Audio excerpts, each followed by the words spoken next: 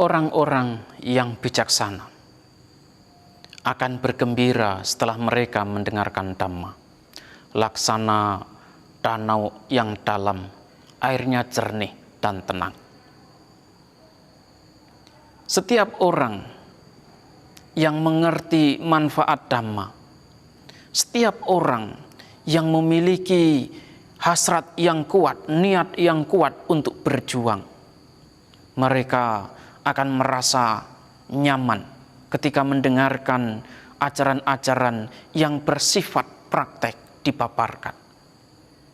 Setiap ajaran Sang Buddha yang telah dipaparkan oleh Sang Buddha, sifatnya adalah untuk kepentingan praktek dan tidak lebih dari itu.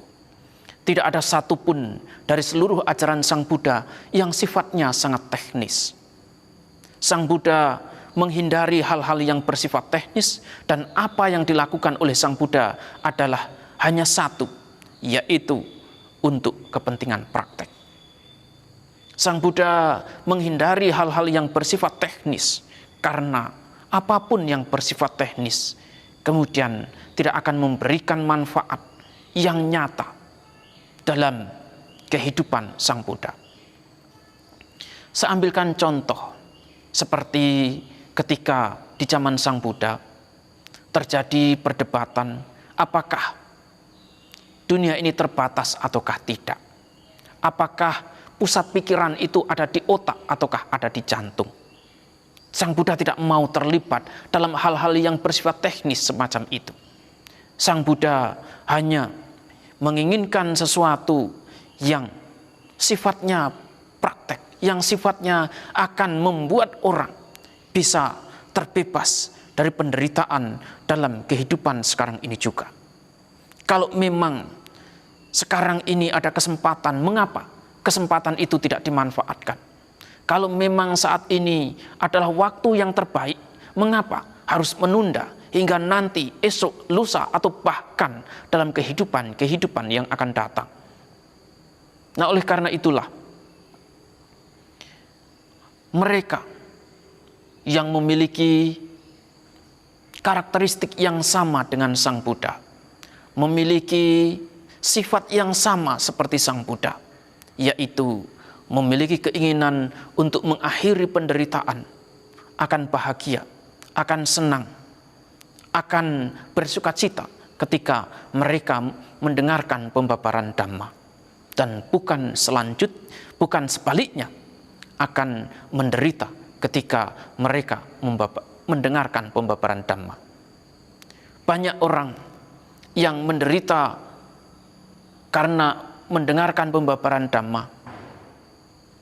Masalahnya adalah saat mereka mendengarkan Dhamma, apa yang diharapkan adalah Dhamma tersebut mampu memuaskan egonya. Tampak lucu, tampak menyenangkan, tampak menarik, tampak elegan, tampak sesuai dengan kebutuhannya. Namun seringkali penceramah memberikan ajarannya tampak kering, tampak tidak lucu, tampak tidak menyenangkan. Namun apapun itu, apapun yang dia sampaikan, apapun yang disampaikan oleh penceramah yang murni, ceramahnya hanya akan berorientasi pada batin dan jasmani. Ceramahnya hanya akan berorientasi bagaimana agar manusia memiliki semangat untuk berjuang dalam kehidupan sekarang ini juga. Agar bagaimana pendengarnya bisa bebas dari penderitaan tepat dalam kehidupan sekarang ini juga.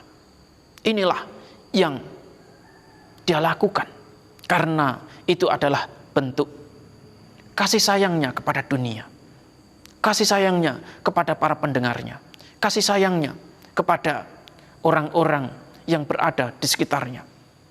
Dia tidak akan menyia-nyiakan waktu untuk membahas hal-hal yang bersifat bukan praktek, bersifat teknis, bersifat politis, bersifat di luar dirinya sendiri. Apapun yang dilakukan, apapun yang dibicarakan, akan to the point, berbicara secara langsung demi terbebasnya manusia dari penderitaan. Tepat dalam kehidupan sekarang ini juga, tanpa perlu menunda nanti, esok, ataupun yang akan datang. Oleh karena itu, mereka yang bijaksana, mereka yang pandai, mereka yang cerdik, mereka yang cendekia, saat mendengarkan ceramah semacam ini, timbullah sukacita. Karena masih ada orang-orang yang masih mampu memotivasi, memberikan semangat, memberikan dorongan, agar dirinya pun berjuang untuk membebaskan diri dari penderitaan.